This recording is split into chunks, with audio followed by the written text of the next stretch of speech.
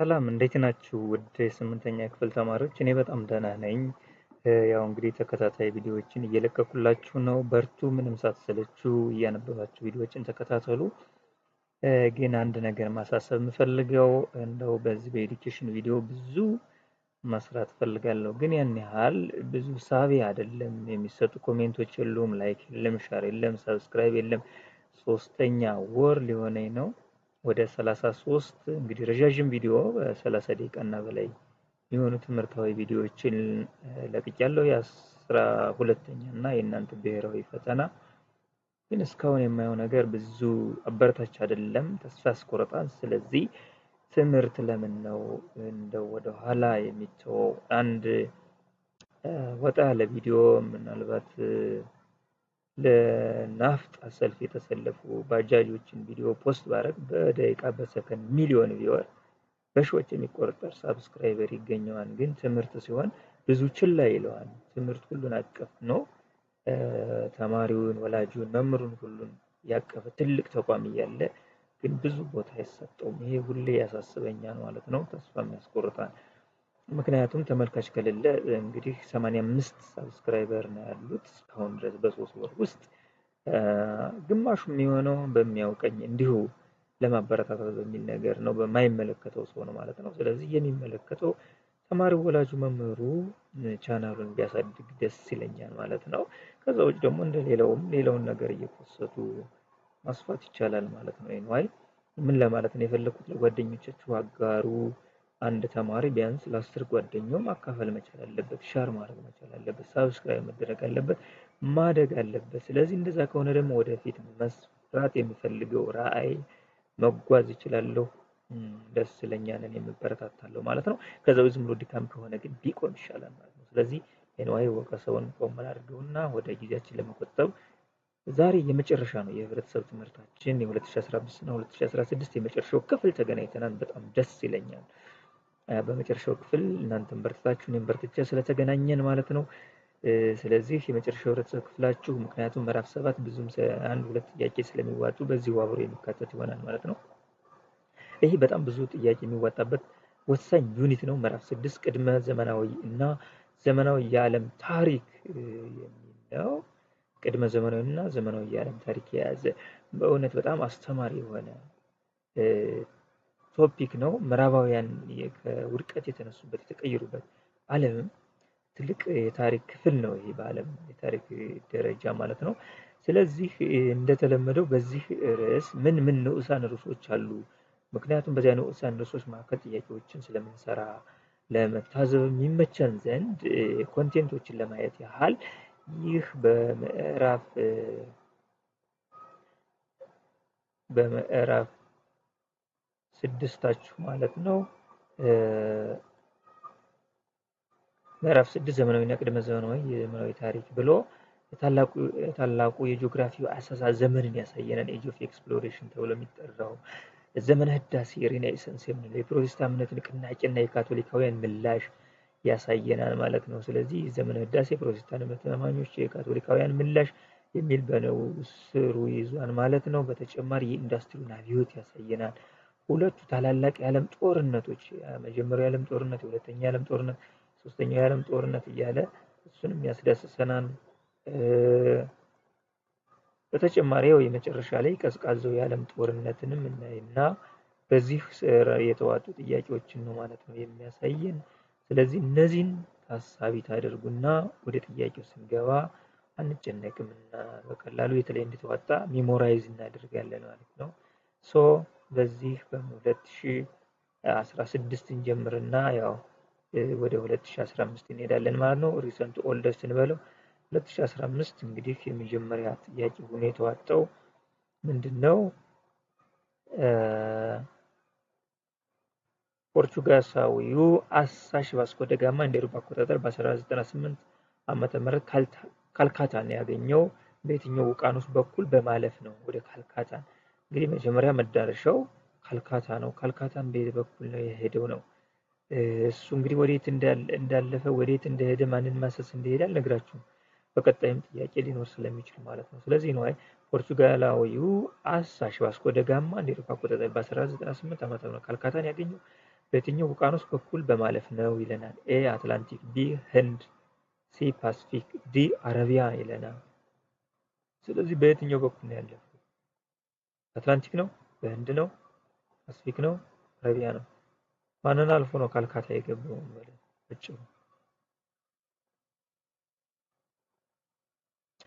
እስካሁን እንግዲህ የሆነ ነገር ብላችሁ ይሆናል ማለት ነው። ስለዚህ ያው ዞሮ በህንድ ውቅያኖስን ከጨረሰ በኋላ ያው ካልካታ መግባት ችሏል ማለት ነው። ስለዚህ በህንድ ውቅያኖስ አድርጎ መሆኑን ያሳየናል ማለት ነው በቀላሉ። ሌላኛው ሁለተኛው ጥያቄያችን ከሚከተሉት የዘመነ ህዳሴ ምሁራን እንግዲህ ዘመነ ህዳሴን ቅድም ታስታውሱ እንደው ስናየው ነበረ ከቶፕ ንዑስ ቶፒኩ ላይ ማለት ነው። ዘመነ ህዳሴ ወይም ሬኔሳንስ ተብላችሁ በሂስትሪ ማለት ነው። ከሚከተሉት የዘመነ ህዳሴ ምሁራን መካከል ፀሐይ የስርዓተ ፀሐይ ማዕከል መሆኗን ያረጋገጠው የትኛው ነው? ኤ ኒኮላስ ኮፐርኒከስ፣ ቢ ጋሊሌዮ ጋሊሊ፣ ሲ አይዛክ ኒውተን፣ ዲ ሚካኤል አንጀሎ ይለናል። እንግዲህ ከሌት ሳይንሳዊ ግኝቶች፣ ሳይንሳዊ ምርመራዎች፣ አሰሳ ግኝቶች ብዙ ነገር በዚህ በዘመነ ህዳሴ ብዙ ነገር ነው የተገኘው። ስለዚህ ከዛ ውስጥ ከዘመነ ህዳሴ ውስጥ እንግዲህ ፀሐይ የስርዓተ ፀሐይ ማዕከል ናት፣ መሬትን በፀሐይ ዙሪያ ትዞራለች፣ ዘ እርዝ ሪቮልቭድ አራውንድ ዘ ሰን በማለቱ ራሱ ብዙ ስቃይ ደርሶበታል። ሳይንቲፊክ ሪቮሉሽን ላይ ወይም ሳይንቲስት ማለት እሱ ማን ነው? አይዛክ ማን ነው? ኒኮላስ ኮፐርኒከስ ነው? ጋሊሌዮ ጋሊሊ ነው? አይዛክ ኒውተን ነው? ሚኬል አንጀሎ ነው ይለናል። ስለዚህ እችን በቀላሉ ቶሎ እንደምትመልሷት ተስፋ አደርጋለሁ። ማን ነው እሱ? ያው ማን ነው? ኒኮላስ ኮፐርኒከስ ነው። ይሄ ነው አንዱ ትልቅ ሳይንቲስት ግኝት ካገኘው ውስጥ ኒኮላስ ኮፐርኒከስ ነው። በወቅቱ ምንም እንኳን ብዙ ፈተናዎች ቢደርሱበት። ኮስችን ናምበር 3 ሶስተኛው ጥያቄያችን ማለት ነው። ማርቲን ሉተር የሮማ ካቶሊክ ቤተክርስቲያን ኃጢአት ማስተስሪያ በማለት ተሰበስብ የነበረውን ገንዘብ በመተቸት የመቃወሚያ 95 ነጥቦችን ያወጣው መቼ ነበር? ኤ ኦክቶበር 30 1516፣ ቢ ኦክቶበር 31 1514፣ ሲ ኦክቶበር 31 1517፣ ዲ ኦክቶበር 31 1516 ይላል። እንግዲህ እንደዚህ አይነት ንዑሳን ጥያቄዎች ብዙ አይመጡም። ምክንያቱም በቀን በዓመተ ምህረት ብዙ አይጠየቅም። ነገር ግን ተርኒንግ ፖይንት የሚባለው ዓመተ ምህረቶች አልፎ ይመጣሉ። ይህ ተርኒንግ ፖይንት ነው። በአውሮፓ ላይ ብዙ ታላላቅ ለውጦች፣ ብዙ ታላላቅ ነገሮች እንዲከሰቱ ያደረገ እንቅስቃሴ ስለነበር ነው።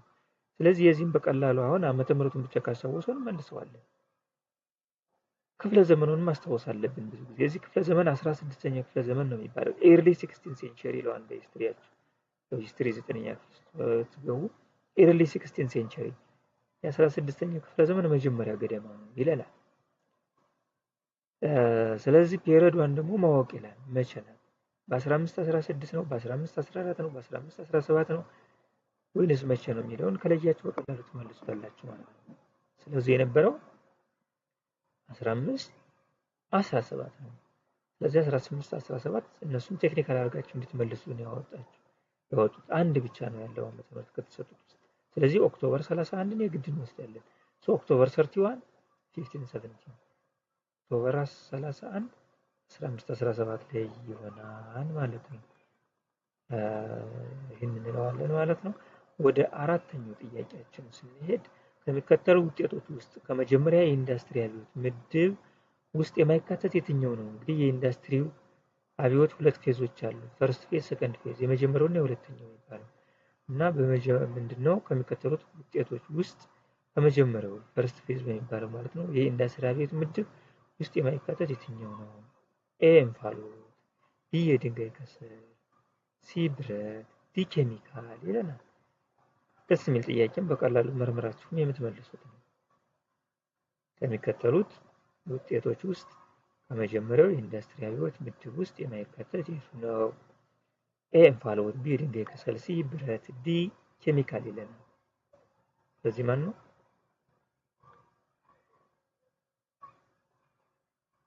ያው በቀላሉ ኬሚካል ነው። ኬሚካል በሰከንድ ፌዝ ነው። ኤሌክትሪክ ሌላ አልዘረዝርም። ምክንያቱም ቀጣይ ይኖራል። ግን ባጭሩ እንፋሎት፣ ድንጋይ፣ ከሰል፣ ብረት የመጀመሪያው የኢንዱስትሪ አብዮት ግኝቶች መሆናቸውን ወይም ጥቅም ላይ የዋሉ መሆናቸውን አወቃችሁ። ስለዚህ በቀጣይ በ2015 ካለው ላይ በቀላሉ ትመልሱታላችሁ ካለ ይኖራል ማለት ነው። ስለዚህ አምስተኛ ጥያቄ በአንድ ጊዜ በርካታ ክሮችን ወደ ልብስነት የሚለውጠውን ማጠንጠኛ ስፓይኒንግ ጄኒ የፈጠረው ማን ነው? ኢንቬንሽን ነበረ። በኢንዱስትሪያል ሪቮሉሽን ብዙ አዳዲስ ኢንቬንሽኖች ነበሩ። ኤ ጆርጅ ስቴቨንሰን፣ ቢ ሮበርት ስቴቨንሰን፣ ሲ ጄምስ ሃርግሬቭስ፣ ዲ ጄምስ ዋት ይለናል። ስለዚህ ማን ነው? ጆርጅ ስቴቨንሰን ነው? ሮበርት ስቴቨንሰን ነው? ጄምስ ሃርግሬቭስ ነው? ጄምስ ዋት ነው? ማን ነው ስፓይኒንግ ጄኒ የእናቶቻችን በእጅና በእግር ባጭናቸው በማጣበቅ የሚያፈሩትን ክር በአንድ ጊዜ ብዙ ሺህ ክሮች ጥጥን ወደ ክር እንዲቀየር ያደረገ ትልቅ አብዮት ነው። እሱን የፈጠረ ማን ነው ይለናል። ስለዚህ እስካሁን መልሳችሁት ይሆናል ብዬ አስባለሁ። እንግሊዛዊው ጄምስ ሃርግሬቭስ ታንክስ ልንለው ይገባል። አሁን የተለያዩ ልብሶችን ዲኮር ሆነው በየአይነቱ የምንለብሰውን የልብስ አቅላሚ ማሽን የፈጠረ ትልቅ ሳይንቲስት ነው። ስድስተኛው በዚህ ምዕራፍ ላይ 10 ጥያቄ ነው ያለው መሰረቱ። በ2016 10 ጥያቄ፣ በ2015 10 ጥያቄ፣ በድምሩ 20 ጥያቄ። ስድስተኛው በአንደኛው በቅድመ አንደኛው ዓለም ጦርነት ወቅት ወደ ዓለም ጦርነት ደረሰ። በቅድመ አንደኛው ዓለም ጦርነት ወቅት የነበረውን የፖለቲካና የኢኮኖሚ ፉክክር የሚያመለክት ጽንሰ ሐሳብ የትኛው ነው? እንግዲህ ምንድነው የፖለቲካና የኢኮኖሚ ፉክክር የሚያመለክት ጽንሰ ሐሳብ የትኛው ነው? ኤ ካፒታሊዝም፣ ቢ ኒዮሊበራሊዝም፣ ሲ ብሔርተኝነት፣ ዲ ኢምፔሪያሊዝም ይለናል። ስለዚህ ማን ነው? ካፒታሊዝም ነው? ኒዮሊበራሊዝም ነው? ብሔርተኝነት ነው? ኢምፔሪያሊዝም ነው?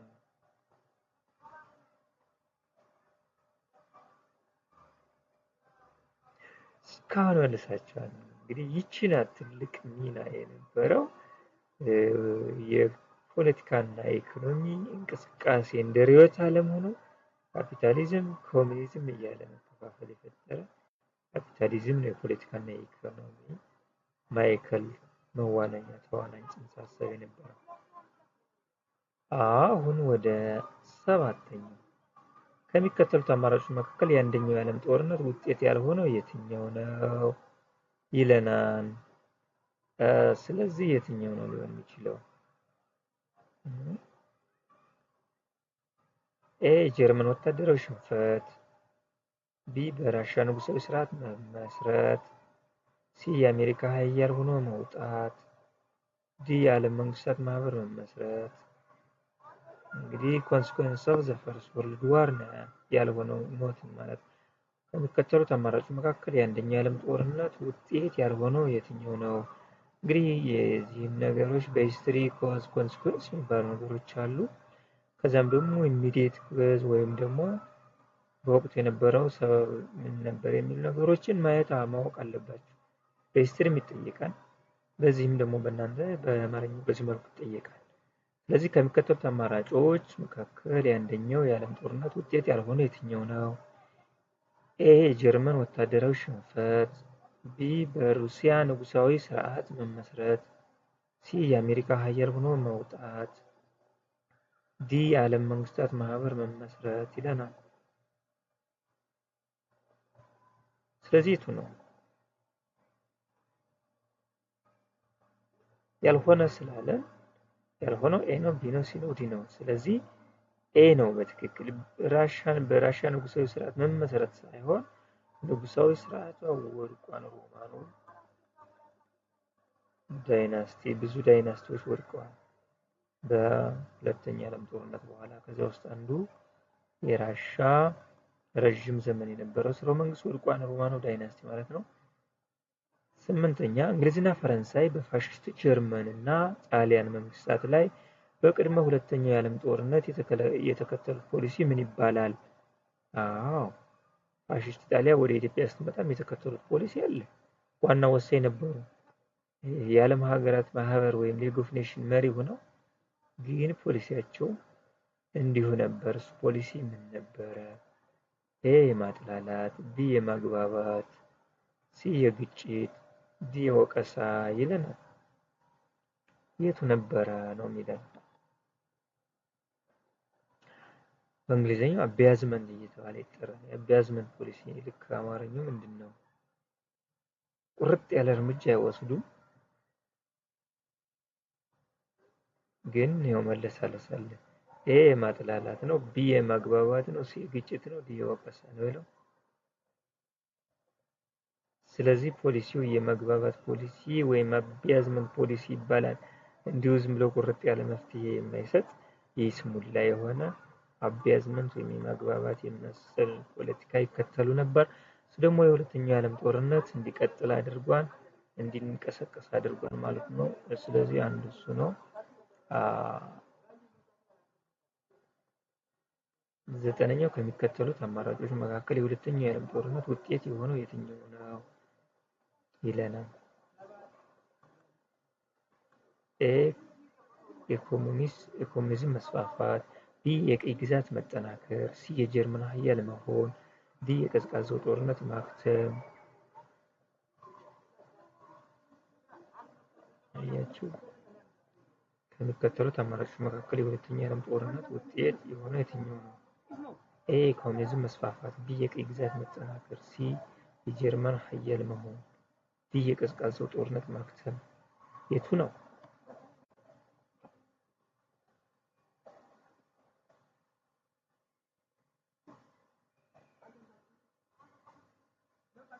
እንግዲህ ትክክለኛ የሆነው እስከተባለ ድረስ ኤ ነው ትክክል ማለት ነው።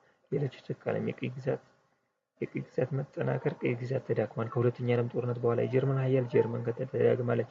የቀዝቃዛው ጦርነት ማክተም፣ ቀዝቃዛው ጦርነት እንደውም ከሁለተኛው የዓለም ጦርነት ከ1945 እስከ 1991 የቀጠለ። ለዚህ መልሳችን ትክክለኛው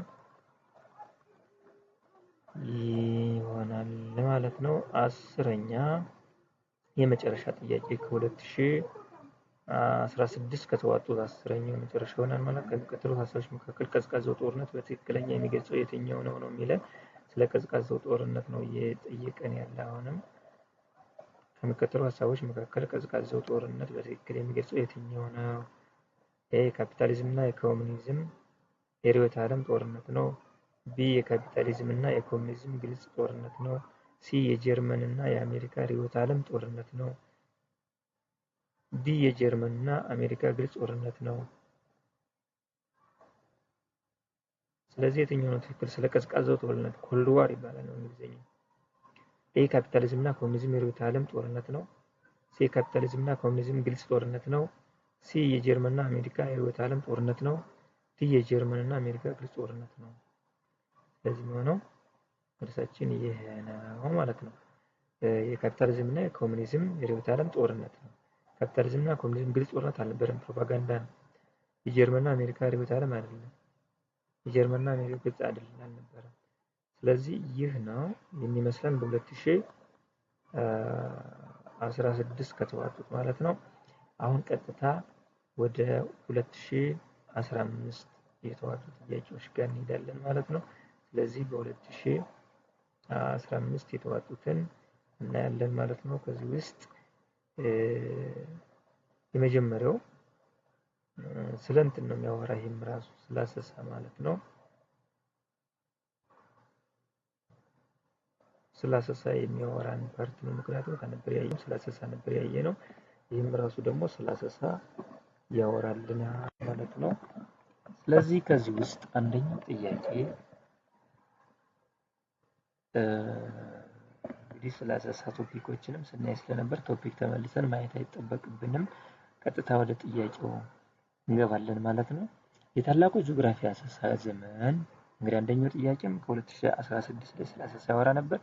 በ2015 ማመጣሁት እንደነበር ያሳየን። ቀጣይ መጠበቅ አለባችሁ መጠንቀቅ ማለት ነው።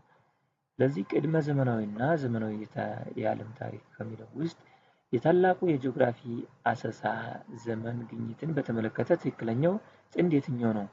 ኤ ቫስኮ ደ ጋማ አሜሪካን አገኘ ለማለት ነው። ቢ ክርስቶፈር ኮሎምበስ ህንድን፣ ሲ ፈርዲናንድ ማጅላን ፊሊፒንስ ደሴቶች፣ ዲ አሜሪካ ቬስፑቺ ቺሊ ይለናል። አሜሪኮ ነው አሜሪካ ይቅርታ፣ አሜሪኮ ቬስፑቺ ቺሊ። ስለዚህ ትክክለኛው ጥምረት የትኛው ነው ፈልጉት ነው እያላችሁ ያለ። ስለዚህ ትክክለኛው ማን ነው? ፈርዲናንድ ማጅላን ፊሊፒንስ ደሴቶች ጋር እንደደረሰ ያው ህይወቱም አልፏል ማለት ነው። ቫስኮ ደ ጋማ ወደ ህንድ ነው። ክርስቶፈር ኮሎምበስ ወደ አሜሪካ ነው። አሜሪኮ ቬስፑቺም ያው የአሜሪካ ሰከንዱ ከክርስቶፈር ኮሎምበስ በኋላ የተጓዘው ነው። ከ2015 ሁለተኛ ጥያቄ የሰው ልጆች ከሃይማኖትና መለኮታዊ እሳቤ ይልቅ ተፈጥሯዊና የገሃዱ ዓለም የፈጠራ ውጤቶች ላይ እንዲያተኩሩ ያደረገው ንቅናቄ የትኛው ነው? ኤ አሰሳ ዘመን፣ ቢ እምነት ንቅናቄ፣ ሲ የፊውዳል ዘመን፣ ዲ ዘመነ ህዳሴ ይለናል። ምርጥ ጥያቄ ነች። ደግሞ ወሳኝ የሰው ልጆች ከሃይማኖትና መለኮታዊ እሳቤ ይልቅ ተፈጥሯዊና የገሃዱ ዓለም የፈጠራ ውጤቶች ላይ እንዲያተኩሩ ያደረገው ንቅናቄ የትኛው ነው? ኤ አሰሳ ዘመን፣ ቢ እምነት ንቅናቄ፣ ሲ የፊውዳል ዘመን፣ ዲ ዘመነ ህዳሴ ይለናል። ስለዚህ እስካሁን ቲክ ካረጋችሁት ነው የሚሆን። ይህ ነው ዘመነ ህዳሴ ነው ማለት ነው። አሁን ወደ ሶስተኛው እናልፋለን። ሶስተኛው ጋር እንደ አውሮፓ አቆጣጠር በ1517 ዓመተ ምህረት የፕሮቴስታንት እምነት ንቅናቄ የመሰረተውና የመራው ማን ነው? አቤት በባለፈው ዓመተ ምህረቱን ጠየቀ በ2016። በዚህ ደግሞ ራሱን ሰውየው ነበር የተጠየቀ ማለት ነው። ከአንድ ቦታ ላይ እንዲደጋግመው እንደሚያወጡበት እንደው በዚህ ቪዲዮ በኩራት ነው መናገር የምፈልገው። በጣም ጠቃሚ ነው። ለዚያ ነው አጋሩ ምለው ሙጭጭ ብዬ ሰብስክራይብ አድርጉ የምለው ማለት ነው። ምክንያቱም ምስጢር እየነገረን ነው በየት ላይ እንደሚያተኩሩ። ስለዚህ በእጃችሁ ቆሽቷል። ስለዚህ ኤ ጆን ካልቪን፣ ቢ ማርቲን ሉተር፣ ሲ ሚካኤል አንጀሎ፣ ዲ ኒኮላስ ኮፐርኒከስ ይለናል። ምንም ቶሎ ስለሚመልሱት ማርቲን ሉተር ብለነው እናልፋለን ማለት ነው። በጋራ አራተኛው የፕሮቴስታንት እምነት ንቅናቄን ለመግታት የሮማ ካቶሊክ ቤተክርስቲያን ከወሰደችው የማሻሻያ እርምጃ ውስጥ የማይካተተው የትኛው ነው? ኤ ዶግማዋን ማሻሻል፣ ቢ የኢየሱሳውያንን ህብረት መመስረት፣ ሲ የሃይማኖት ጉባኤ ምክር ቤት መመስረት፣ ዲ ጠንካራ አመራር መመስረት። የማይካተተው የትኛው ነው? የፕሮቴስታንት እምነት ንቅናቄን ለመግታት የሮማ ካቶሊክ ቤተክርስቲያን የወሰደችው የማሻሻያ እርምጃ አለ። ከዚህ ውስጥ የማይካተተው የትኛው ነው? ኤ ዶግማዋን ማሻሻል፣ ቢ የኢየሱሳውያንን ህብረት መመስረት፣ ሲ የሃይማኖት ጉባኤ ምክር ቤት መመስረት፣ ሲ ጠንካራ አመራር መስጠት ይላል። የትኛው ነው የማይካተት? ሁሉን አድርገዋለች፣ አንዱ ግን አይካተት። ስለዚህ ኤ ነው፣ ቢ ነው፣ ሲ ነው፣ ዲ። ያው ካሁን መርጣችኋል ነው የሚወርድ። ዲ ዶግማዋን ማሻሻል አይደለም። ዶግማዋን ካሻሻለች ያው ወደ ፕሮቴስታንት ተቀየረች። ፕሮቴስታንት ነው ካቶሊክ ራሱ ዶግማ አሻሽለው ሌላ ሶስተኛ ሃይማኖት የተፈጠረው ማለት ነው። ስለዚህ ትልቁ ችግር የነበረባት የዶግማ የአመራር ችግር ነው፣ የአመራር ብልሽት ነው። ያንን ማሻሽላለች እንጂ ዶግማ አላሻሻለችም። ስለዚህ ጠንካራ አመራር መስርታለች ማለት ነው። በሌላ መልኩ የኢየሱሳውያን ህብረት ኢግናጢዮስ ሎዮላ አቋቁሟል። በመላው ዓለም ካቶሊክ እንዲስፋፋ አድርገዋል። የኢየሱሳውያን የሚሽናሪ የሚባል የሃይማኖት ጉባኤ ምክር ቤት ጠንከር ያለ ነበረ፣ እስከ ሞት ቅጣት የሚፈርድ። አምስተኛው የኢየሱሳውያን ህብረት መሪ የነበረው ማን ነው?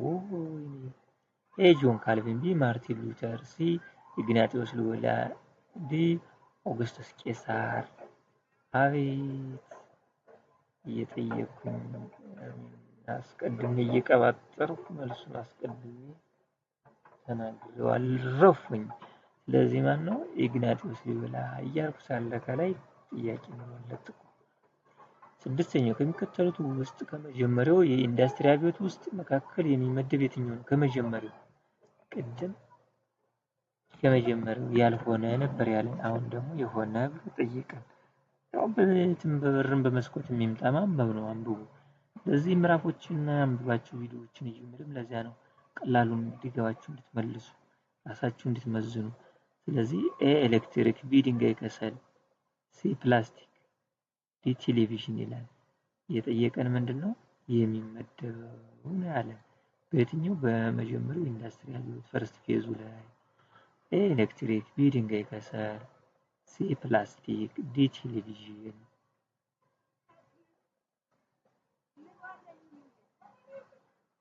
እስካሁን ታውቁታላችሁ። ለጊዜ እየሰጧችሁ ነው። የድንጋይ ከሰል ነው።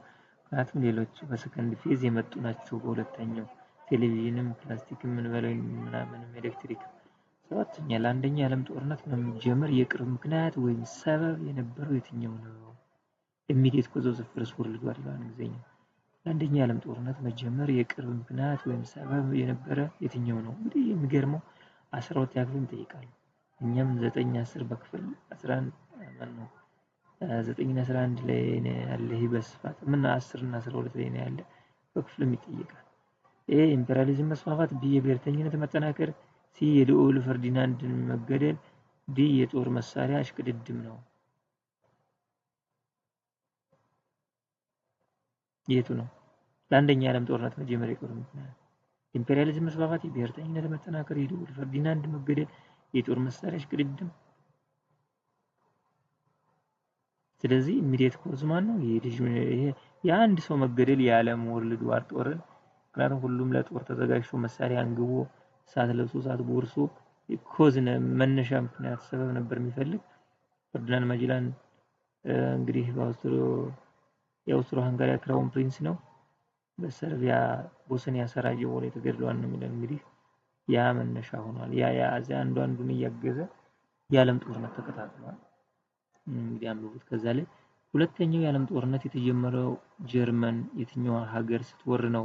ዋው ይሄ ኢሚዲየት ኮዝ ነው እየጠየቃችሁ ያለ። ልክ ከ9ኛው ጥያቄ ጋር የሚመሳሰል ሀሳብ የያዘ ነው። ሁለተኛው የዓለም ጦርነት የተጀመረው ጀርመን የትኛዋ ሀገር ስትወር ነው? ኤ ፖላንድን፣ ቢ ኖርዌይን፣ ሲ ኦስትሪያን፣ ዲ ቤልጅየምን ይለናል። ጀርመን የትኛውን ሀገር ስትወር ነው ኢሚዲየት ኮዝ የሆነ ወይም ለሁለተኛ የዓለም ጦርነት መጀመር ምክንያት የሆነ? ፖላንድ ነው፣ ኖርዌይን ነው፣ ኦስትሪያን ነው፣ ቤልጅየምን ነው። ስለዚህ ምንም ቶሎ ነው የምትመልሱት። ይሄንን ፖላንድ ነው።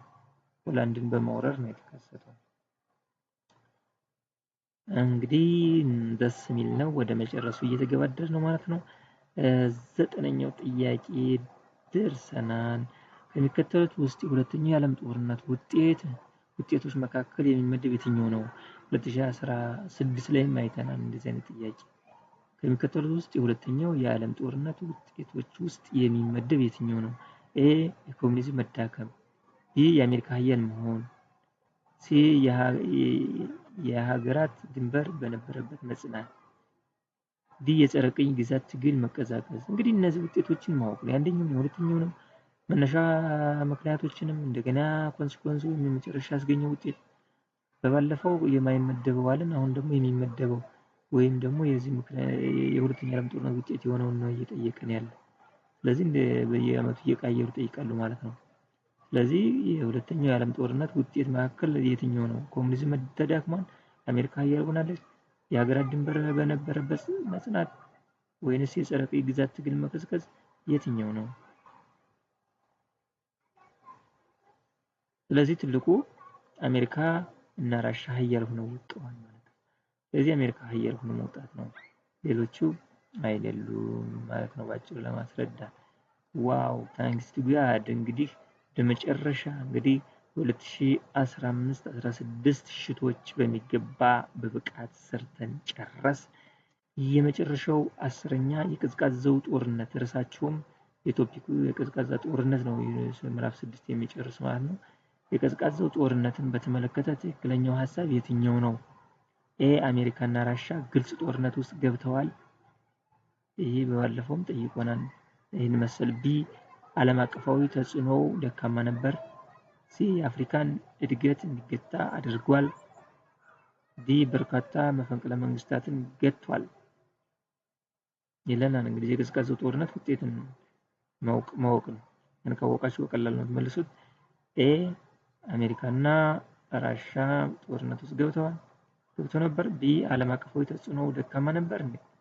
የአፍሪካን አንድ እድገት እንዲገታ አድርጓል እንዴ? ዲ በርካታ መፈንቅለ መንግስትን ገጥቷል።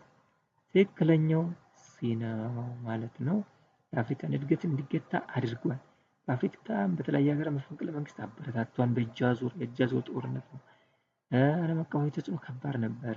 አሜሪካና ራሽያ ግልጽ ጦርነት አልገቡም ያወራል። ስለዚህ የዛሬው ቪዲዮአችን በዚህ ጨርሰናል ማለት ነው። ይህ ማለት ደግሞ የስምንተኛ ክፍል የህብረተሰብ የ2015-2016 ጥያቄዎችን በሚገባ ሰርተን ጨርሰናል። እንግዲህ ለጓደኛችሁ አጋሩ፣ ሳብስክራይብ ይጨምር፣ ቻናሉ ይጠንክር፣ አንብቡ፣ በርቱ። ከዚህ በኋላ የሚሆነው ሞዴል ጥያቄዎችን አመጣላችኋለሁ። በተለይም ደግሞ ወደ 7ኛ ክፍል ትኩረት እናደርጋለን።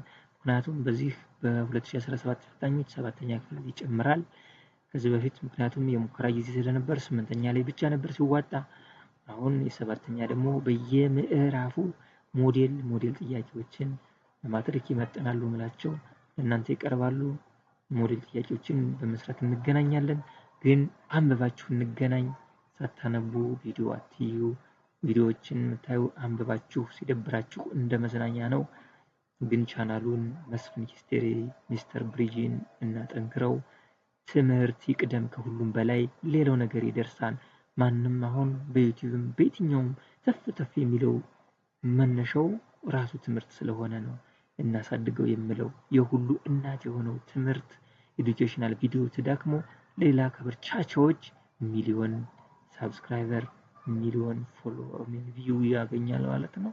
ስለዚህ ይህን እናሳድገው። እኔም ደስ ብሎኝ እቀጥላለሁ። እሺ በላችሁ በሰላማችሁ ይብዛላለሁ። አመሰግናችኋለሁ።